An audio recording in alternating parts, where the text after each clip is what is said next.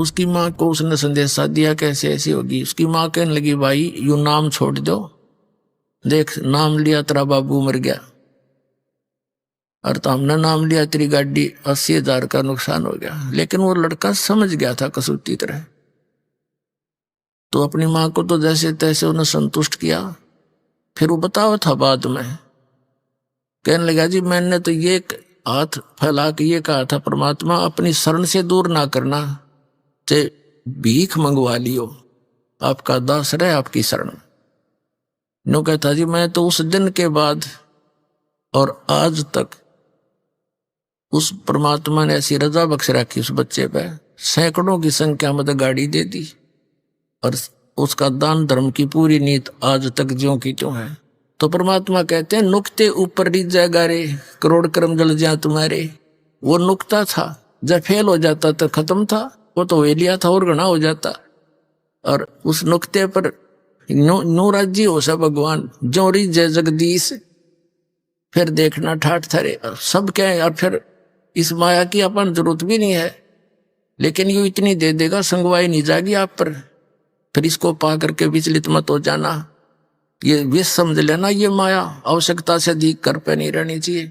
और जब मालिक साथ रहा, परमात्मा कहते हैं कल पे कारण कौन है कर सेवा नहीं काम, मन इच्छा फल दूंगा जब पड़े मेरे ते काम।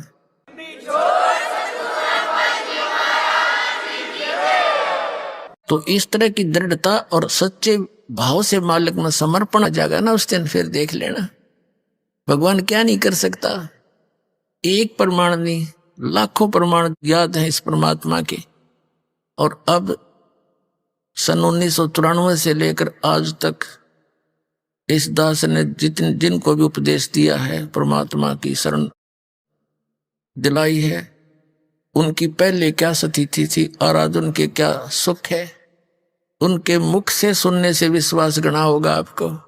एक परिवार की कथा सुनने लग जाना, कान बहरे हो जाएंगे जो पहली बार सुनेगा। उनके इतने सुख दे रखे परमात्मा, लेकिन उनको ये भी विश्वास हो चुका है कि हमने धन की जरूरत नहीं, हमारा धन तो ये है हमारा नाम सुरक्षित रहे और काम नहीं कोई अड़े। भगवान के बच्चों का काम अड़ गया फिर भगवान की तरह गया, फिर घनी मांगने की जरूरत नहीं। इस पे बेमतलब डिमांड नहीं रखा करते। बेमतलब की डिमांड तो मन रखता है, आत्मा रखती है आवश्यकता की। तो आत्मा की जो पुकार है दाता सुनता है, इस मन की नहीं। मन तो काल का एजेंट है। तो पुणात्मा आप इस ज्ञान से पूर्ण परिचित हो जाओ, फिर देखना इसके ठाठ। आप देखो कितना धनी है, टेंशन खत्म नहीं। और आपने परमात्मा का बच्चा से सिंपल सा घर पर रहता हो तो उसको कोई टेंशन नहीं, क्योंकि उसको मालूम है कि समर्थ हमारे सिर पर बैठा है। से सौंप्या गुरुदेव को सफल होया यो शीस, नितानंद इस शीस पर आप बसे जगदीश।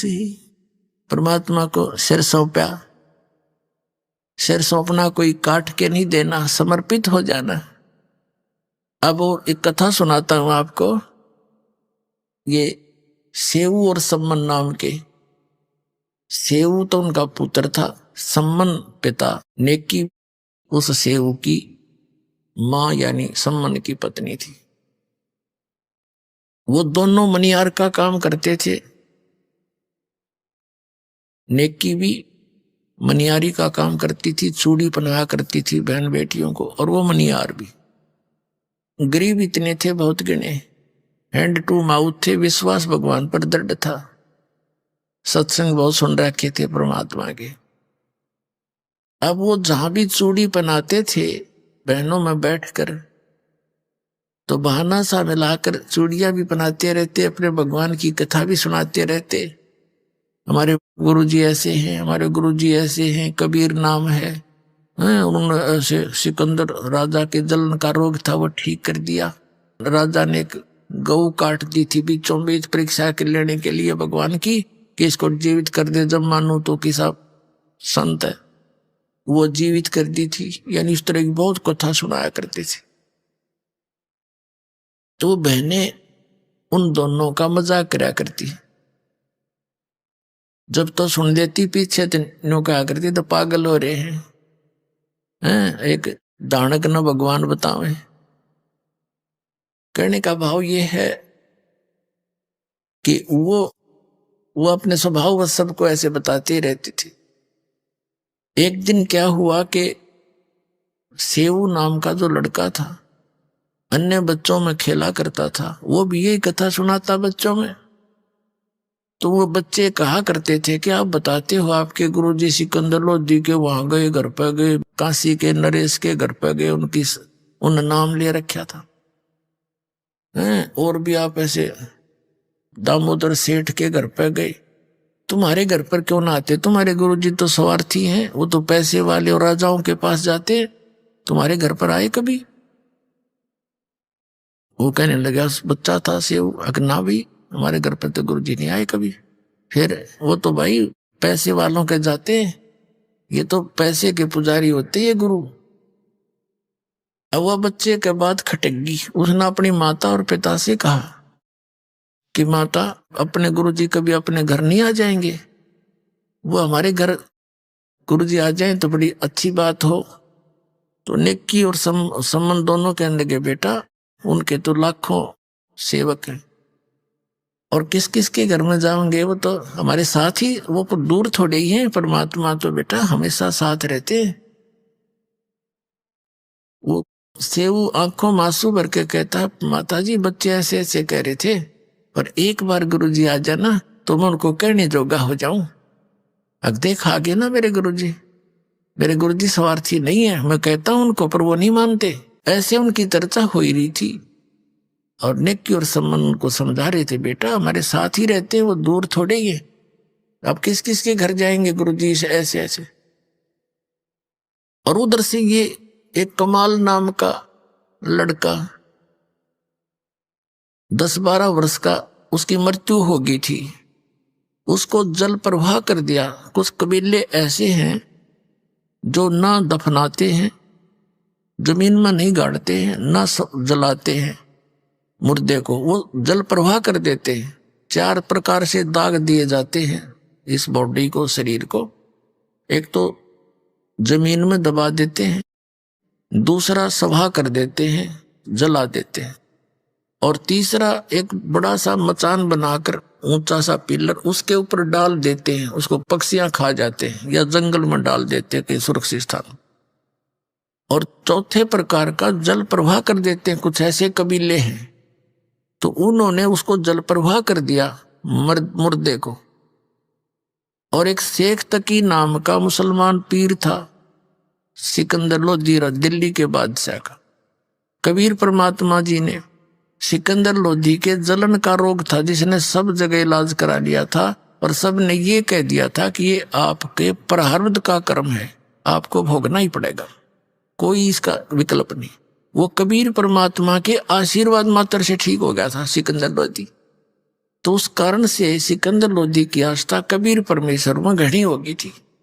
और वो धार्मिक गुरु ईर्षा करने लग गया कबीर साहब से कि इसने तेरा स्थान ले लिया। वजीर 2 और 2 फकीर ये कभी आपस में मेल से नहीं रह सकते। तो शेख तकी को एक आग सी लगी रहती थी, ईर्षा की अग्नि में वो जलता रहता था, किस प्रकार इस कबीर को नीचा दिखाऊं। और सिकंदर लोधी राजा तो इसको भगवान मान बैठे। तो शेख तकी ने कहा कि सिकंदर लोधी राजा, आपने एक हिंदू काफिर को गुरु बना दिया है, और मैं सब मुसलमानों को बताऊंगा कि राजा काफिर हो गया है और उसको गुरु धारण कर लिया है, हिंदू क्रियाएं करने लग गया है।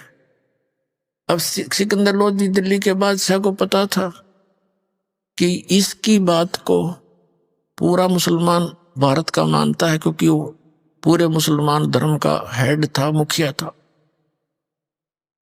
उसने जनता होगी कि तो बात बिगाड़ेगा, जनता को विरोध कर देगा और तेरा राज्य जाएगा। चिंतित हो गया। कबीर साहब को पता चला, कारण बताया गया। तो कबीर साहब ने कहा, पूछ ले ये कैसे प्रसन्न होगा तेरा पीर। तब सिकंदर लोधी ने पूछा, पीर जी आप क्या चाहते हो? कि आप इसको भगवान मानते हो, कबीर को अल्लाह मानते हो? हमारे हजरत मोहम्मद जी ने एक गाय को जीवित कर दिया था, मेरे सामने कोई ये मुर्दा जीवित कर दे, मैं मान लूंगा ये अल्लाह की जात है। तो कबीर साहब ने कहा ठीक है भाई, कोई मुर्दा लिया शेख तकी, ला करता हूं कोशिश, जो हो गया था। अब शेख तकी कहने लगा मैं कहां से लाऊं, कभी टाइम आएगा जब देखूंगा तुझे। इतने में वो टेंशन, वो तो उसको बनी हुई थी सिकंदर लोधी के, परमात्मा टेंशन नहीं देख सकता अपने बच्चे की। दरिया के किनारे खड़ी ये बातें हो रही थी, दरिया के अंदर वो बहता हुआ मुर्दा 12 साल के बालक का आ रहा था। सभी ने देखा कि वो मुर्दा आ गया, मुर्दा आ गया। कबीर साहब ने, शेख तकी, कबीर साहब और सब जो अंगरक्षक थे राजा के, उनके साथ वहां गए हुए थे, वो सभी खड़े हो गए आगे भागकर। तब कबीर साहब ने कहा शेख तकी पहले तू कोशिश कर ले, कदे बाद में नंबर बनावे मैं भी कर दूं। तो सभी ने कहा ठीक है पीर जी आप भी ट्राई करो। शेख तकी करेगा फूफा, वो आगे चला गया मुर्दा काफी दूर। तब शेख तकी कहने लगा ये तो अपनी इज्जत बचाना चाहता था, मुझे लगा दिया इस पे, है ये चाहता था कि ये निकल जाए, तेरे सिर से बला टल जाएगी। मुर्दे कभी जीवित होते हैं, वो तो कभी कयामत के समय होगा। अब कबीर साहब ने कहा ठीक है, थक लिया तू। तब परमेश्वर ने जैसे मुर्दा यूं बह कर जा रहा था, ऐसे हाथ किया वापस, जैसे इंजन वाली नौका चलती है दरिया के विपरीत दिशा में भी चल पड़ती है, ऐसे मुर्दा वापस आ गया ऐसे, और वहां खड़ा हो गया। नीचे से लहरें जा रही हैं दरिया की, और वो बच्चा ऐसे है। तो परमात्मा ने कहा कि हे आत्मा, कबीर हुक्म से जहां भी तू चली गई है वापस आके इस मुर्दे में, इस शरीर में प्रवेश कर। इतना ही कहा था परमात्मा ने। लड़का ऐसे ऐसे कंपने लगा, एकदम खड़ा होकर बाहर आया, दंडवत प्रणाम किया। बोलो सतगुरुदेव।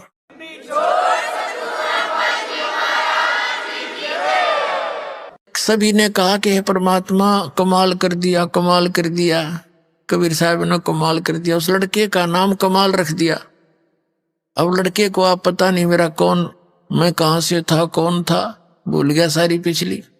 तो परमात्मा ने उस बच्चे को अपने साथ रख लिया, अपने पुत्र के रूप में। कबीर साहब ने ना कोई विवाह किया था, कोई स्त्री नहीं थी उनकी। 2 बच्चों को, मुर्दों को जीवित किया था।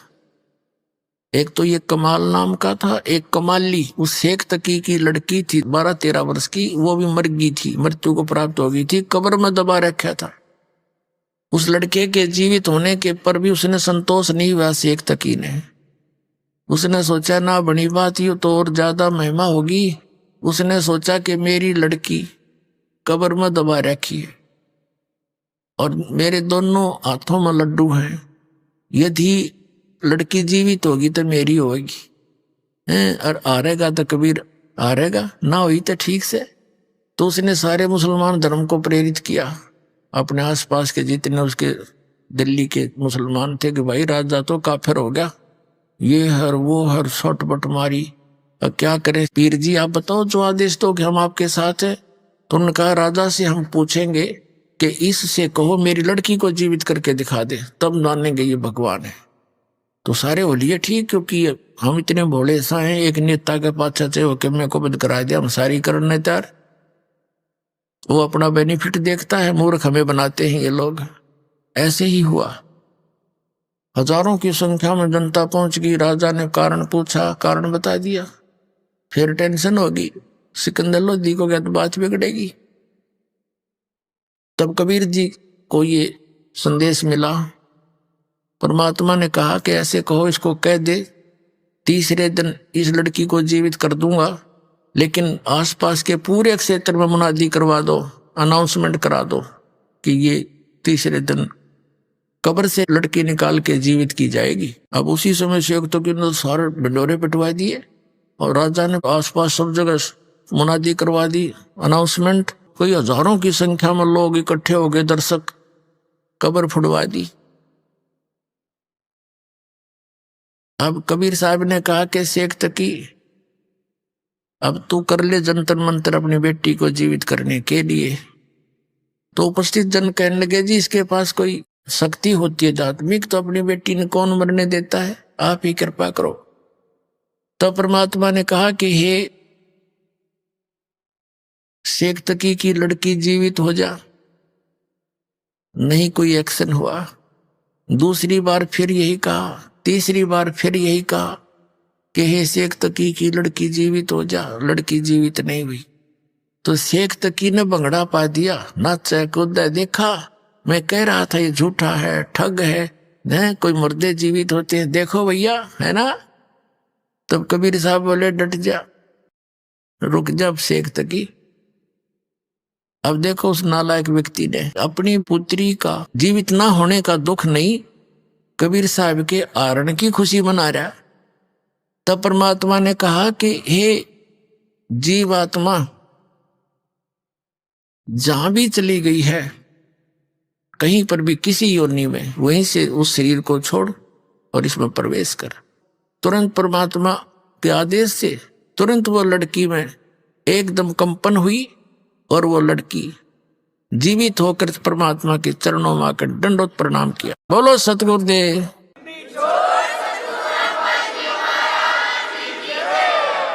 अब सब ने कहा कि हे भगवान, कमाल कर दिया, कमाल कर दिया। लड़की का नाम कमाली रख दिया। अब उस लड़की से कहा परमात्मा ने कि जा बेटी तेरे पिता के साथ।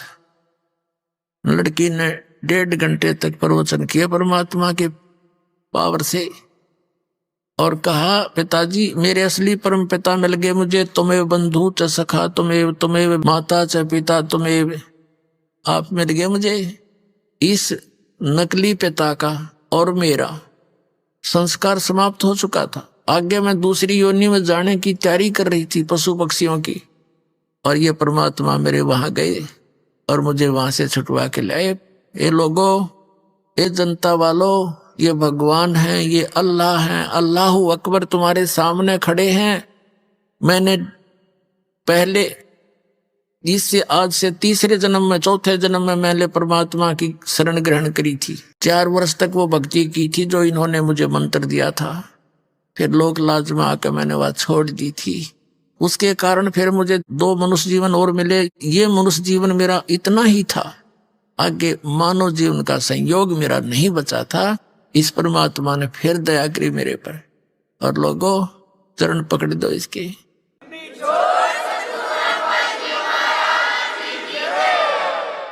कई हजारों की संख्या में इस चमत्कार को, इस लीला को देखकर कई हजारों की संख्या में उपस्थित लोगों ने कबीर परमात्मा से नाम लिया, उनके शिष्य हुए।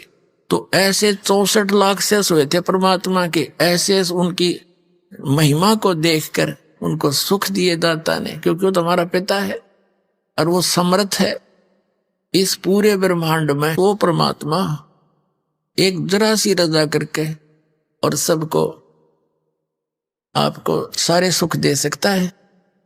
वो प्रसन्न हो जाता है। प्रसन्न आपने करना पड़ेगा, विधि बता दी।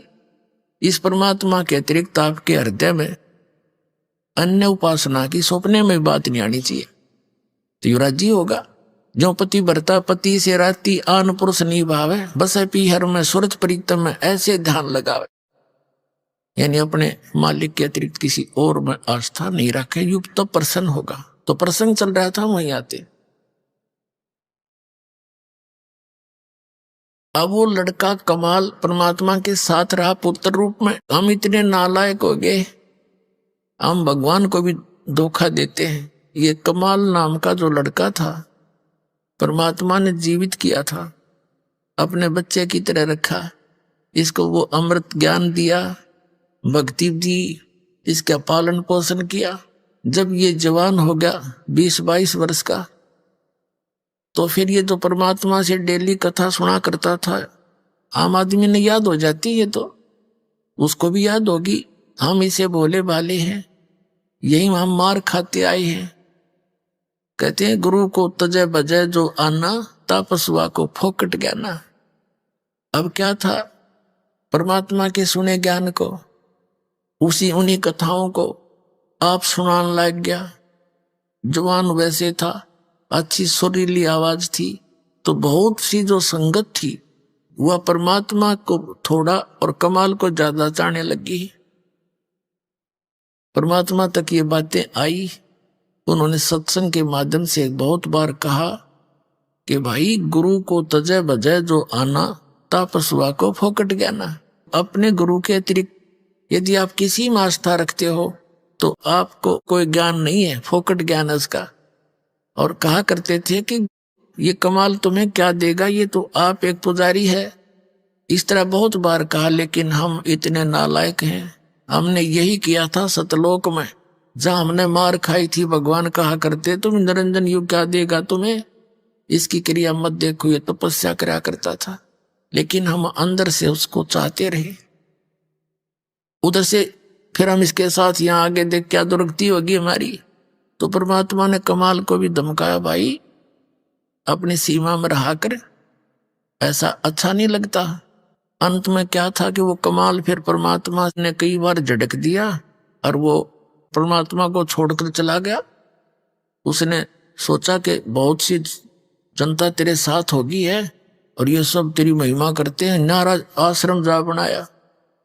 और बहुत सी संगत ये मूर्ख उसके साथ, उसके मीठी मीठी बातें माँ के उसके साथ हो गई। अब बताओ वो एक नकली व्यक्ति क्या देगा उनको, भगवान छोड़कर उनके साथ लग लिए। ये लंबी अलग कहानी है, फिर बताऊंगा। तो वो कमाल नाम का पुत्र परमात्मा के साथ रहता था। उसको अभिमान हो गया था कि मैं जो गुरुजी की सेवा करता हूं और कोई नहीं कर सकता। अब पुण्यात्मा मालिक को पता था, अंतर्यामी थे वो। तो कई बार इस तरह की बातें कमाल जी ने कर दी थी। भगवान ने कहा था कि अच्छा बेटा, परमात्मा कहा करते बेटा तेने सेवक तो देखे नहीं है मेरे। परमात्मा ने उस कमाल की फड़क निकालनी थी। जो मैंने आपको बताया कि वो छोड़कर चला गया, वो तो बहुत बाद की बातें हैं। पहले वो साथ रहता था और उसको इस बात का भ्रम हो गया कि मैं सेवा कर रहा हूं, भगवान की सेवा यू जीव कर सकता है जो सबका पालक। वो तो समर्थ है, सेवा दे रखी थी, कर्म बिगाड़ने नहीं चाहिए, बनाने चाहिए थे। उसको ये भ्रम हो गया था कि मेरे जैसा सेवक नहीं हो सकता कोई। जैसे अर्जुन को भ्रम हुआ था कि मेरे जैसा भक्त सेवक श्री कृष्ण जी आपका नहीं होगा कोई। उसकी फड़क निकालने के लिए कहाँ गए थे, मोर ध्वज के घर पे। राजा मोर ध्वज अपने पुत्र ताम्र ध्वज को राज तिलक देने की खुशी में एक अनुष्ठान कर रहा था। तो वहां चले गए थे। तो उन्होंने वहां उनसे कंडीशन रखी थी कि मेरा शेर मनुष्य का मांस खाएगा। वह कथा आपने सुन रखी है। तो उसने फिर मोर ध्वज ने और उसकी पत्नी ने अपने पुत्र ताम्र ध्वज को आरे से चीर दिया था और दो फाड़ कर दिए। वो भगवान श्री कृष्ण ने फिर जीवित कर दिया। अर्जुन की फड़क काटी थी कि भाई तूने क्या था मेरे जैसा सेवक को ना, सेवक तो तूने देखे नहीं।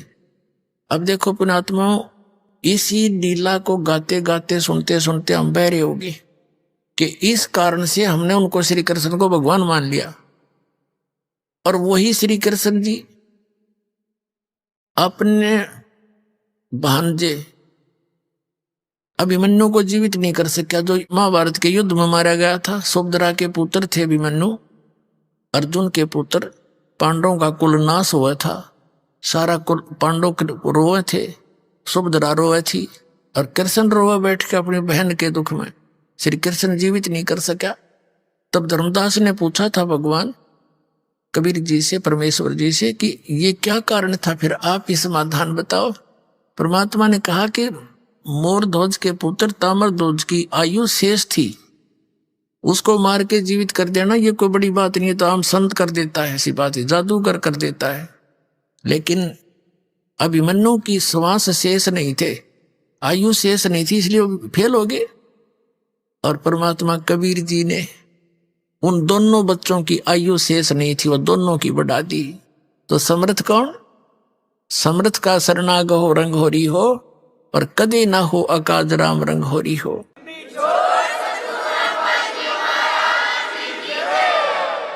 तो इस तुलनात्मक तरीके से ही हम अपने भगवान की समर्थता से परिचित होंगे। ये अमर कथा जो दास सुना रहा है ये छुपा दी गई थी, इसको ऊपर नहीं आने दिया था इन नकली आचार्य और शंकराचार्य और मंडलेश्वर ब्राह्मण गुरुओं ने। ये इन कृष्ण और राम की महिमा सुना सुना के बहरे कर दिया, जरो अमर है, सर्वेश्वर है, महेश्वर है। ये खुद कहते हैं हम नासवान है, जन्म मृत्यु होती है। और इनकी कितनी दुर्गति देखो, अब कहाँ कहाँ कैसे अंत हुआ इनका। तो ज्ञान बिना हम इनको यानी 10 के रुपए के नोट को 1000 का मान रहे थे, ये समझ कर चलो। अब क्या हुआ, वो कमाल की फड़क निकालने के लिए परमात्मा ने कहा भी मैं भ्रमण के लिए जा रहा हूं, सब भक्तों के घर पे देख के आते हैं किसकी आस्था कितनी है, कोई चलेगा मेरे साथ। एक शेख फरीद जो परमात्मा के शिष्य होकर उनके साथ रहा करते थे और कमाल दोनों कहने लगे जी हम चलेंगे। अच्छा भाई चलो। अब उधर से वो वार्ता चल रही थी, शिव प्रार्थना कर रहा था बार बार, हे भगवान एक बार दर्शन दे दे गुरुजी, तो मेरी खुशी का ठिकाना नहीं रहे और सब बच्चों को बता दूंगा। हमारे घर पर देख लो गुरुजी आए थे, तुम झूठ बोलते थे, वो स्वार्थी है। इतने कह ही रहे थे और बच्चा आंखों में आंसू भरकर ऐसे बोल रहा था। तभी से बाहर खड़े होकर के परमात्मा ने आवाज लगाई कि भाई कोई है घर पे। अब झोपड़ी थी, एक तो जैसे लंबे लंबे घेर वैसे घेर लिया करते स्थान, चारों तरफ बाड़ लगा रखी थी, एक मेन गेट सा बना कर लकड़ी का, वही एक झोपड़ी डाल रखी थी और एक रहने का पीछे झोपड़ी डाल रखी थी, बीच में 50-100 फुट का अंतर था। वो पीछे बैठे बातें कर रहे थे, आगे बैठने के लिए अलग से अतिथि के लिए बना रखी थी वह झोपड़ी, वहां मेन गेट था उनका। तो दोनों एक वो सावधान से हुए, नेकी कहने लगी कि गुरुजी जैसी आवाज आ रही है, बाहर बोल रहे हैं। अब सम्मन कहने लगा गुरुजी यहां कैसे आएंगे, कैसे हो सकता, हम चर्चा कर रहे थे ना इसलिए हमारे कानों में वही आवाजें गूंज रही हैं। थोड़ी सी देर में फिर आवाज लगाई कि भाई है कोई घर पे सम्मन, अरे सम्मन। अब वो कहने लगे आवाज गुरुजी की है। अब दोनों तीनों भाग लिए बाहर को देखने के लिए। क्या देखा, सामने वो 3 संत खड़े हैं, 2 भक्त और एक परमात्मा खड़े। अब उनको विश्वास नहीं हो रहा कि गुरुजी और हमारे द्वार, गरीब के द्वार पर, मतलब गरीब अमीर से नहीं, भगवान गुरुदेव आगे इतनी श्रद्धा। वो ऐसे हो गए जैसे स्वप्न देख रहे हो, आंखें फाड़ फाड़ कर। काफी देर तक कुछ सेकंड के लिए ऐसे स्तब्ध से हो गए। तब उसने कमाल ने कहा कि गुरुजी को अंदर भी चलने की कहोगे या यहीं खड़े रखोगे। तो वैसे आंख सी मसल कर देखा, चरणों में गिर गए तीनों के तीनों। और आओ महाराज अंदर बैठो, हे भगवान आज ही चर्चा कर रहे थे, आप तो अंतर्यामी हैं, आप तो पल पल की आवाज सुनते हो, आपका बच्चा आज ही याद कर रहा था आपको। वहां बाहर वाली बैठक में बैठा दिए झोपड़ी में, जैसा भी फटे पुराने कपड़े उनके पास उपलब्ध थे गरीबों के, मालिक बैठ गए सौंकते। अब सम्मन ने जलपान पानी पिलाया, चर्चा करते रहे। भगवान बड़ी दया करी, कैसे दया करी गरीब की झोपड़ी पर, आप तो समर्थ हैं दाता, आज ये बच्चा आपको याद कर रहा था। ऐसे चर्चा चलती रही, काफी देर भी समय बीत गया। फिर सम्मन ने कहा कि भगवान भोजन की सुनाओ। परमात्मा ने कहा भी रोटी खावांगे, भूख लग रही है, भोजन प्रसाद करेंगे। अब सम्मन आया घर पे अपनी पत्नी के पास और कहा गुरुजी भूख लगी है, पैदल चल कर आए, खाना बनाओ। अब नेकी कहने लगी कि घर पे तो आज आटा नहीं, एक रोटी का भी आटा नहीं है। सम्मन ने कहा जाओ किसी से उधारा ले आओ, मांग ला उधारा। वो कहने लगी मैं पूरी आसपास जहां जहां भी मुझे आशा थी उनके पास मैं जा चुकी हूं उधार मांगने के लिए, सबने मना कर दिया। तो सम्मन कहने लगा कि ला तेरी ये चूंदड़ी जो ओढ़ रखी थी, चीर, ये तेरा कपड़ा इसके गिरवे रखा हूँगा, मैं ले आता हूँ कहीं से। वो कहने लगी मैं इसको लेकर गई थी गिरवे रखने के लिए, ये फटी हुई एक दो जगह से, किसी ने नहीं दी। अब सम्मन बैठ गया कलेजा पकड़ के, अके भगवान आज क्या बनी। प्रथम बार परमात्मा आए और आज ये भूखे जाओगे। हे भगवान इस पापी को ऐसे दरिद्र में जन्म दिया, मैं अपने भगवान को भोजन नहीं करा सकता, न रो बुरी तरह। नेकी ने कहा कि ऐसे नहीं, मेरी बात सुनो, आप ऐसे करो, अब तो कह दो गुरुदेव को कि भगवान सुबह भोजन करवाएंगे, ये अंतर्यामी है, सारी जान जाते हैं, संत संकेत समझते हैं, और सुबह भोजन कराएंगे। तो सम्मन कहने लगा सुबह कहां से लाएंगे। तो नेकी ने कहा कि रात में तुम चोरी कर लाइयो। अब प्रतिदिन लड़का सुना करता था प्रवचन कि भी जो चोरी करते हैं उनका नाश होया करे, और उस दिन मां के मुंह से ये बात सुनकर वो स्तब्ध रह गया। कहने लगा माता चोरी करने वालों का तो विनाश होता है, वो कभी उभरते नहीं, सतगुरु बताते रहते हैं, राजा आप हमें क्या सलाह दे रहे हो। तब नेकी ने बताया बेटा ये नगरी वाले पैसे वाले घने हैं, और जहां माया घनी है उनका सिर फिर जाया करे, ये कुदरती बात है। कबीर साहब कहते हैं टोटे में भक्ति करे सोए सही सपूत, ये मायाधारी मस्करे ना जाने कितने जालिए ऊते। तो बेटा ये जो हम इनको कथा सुनाते थे कि हमारे गुरुजी ऐसे कर देते, हमारे गुरुजी ऐसे कर देते हैं, तो आज मैं जिस भी घर से आटा मांगने गई ये कह करके हमारे गुरुजी आए हैं आटा दे दो उधारा, उन्होंने आटा ना दे करके व्यंग कसे मेरे पर कि आज तो तुम्हारे घर पे तुम्हारे भगवान आ रहे हैं, फिर तुमने के मांगने की जरूरत है, वो तो घर भर देंगे तुम्हारा। ये कर दिया था वो कर दिया था, डींग मारा करती, अब क्यों मांगती फिर रही है। और बेटा हमने इस नगरी का अन्न खाया है, मांग कर अपनी मजदूरी करके समझ ले बेटा। और ये बालक हैं आग में हाथ देने जा रहे हैं। फिर एक कथा सुनाई कि एक नगरी में ऐसे पैसे वाले लोग घने हो गए, जहां जहां माया घनी है पुण्यात्माओं भगवान से कोसों दूर कर देती है। या ये सबसे बड़ा विष है, और जिसको हम डेली खा रहे हैं और चोरी कर कर खा रहे हैं। कहीं देख लो किसी एक क्षेत्र में आज कोई पीछे नहीं है, तो ये विष इसलिए खा रहे हैं, हमने इसका पता कोई नहीं, यो हमें मार डालेगा।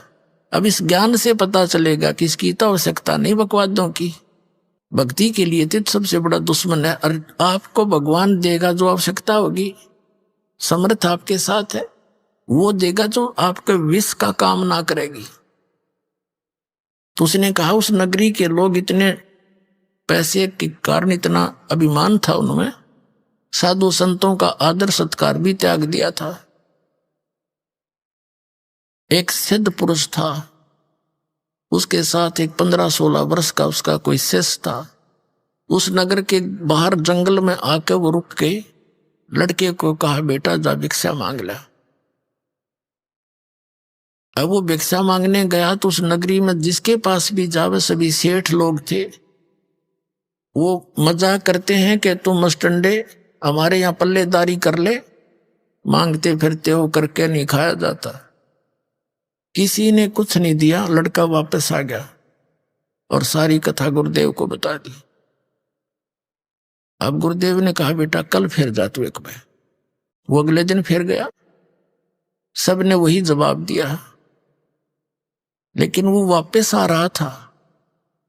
तब एक कुम्हारी ने देखा, कुम्हारी थी गरीब सी कुम्हार, उसका पति मर चुका था, 3-4 बच्चे थे उसके लड़के।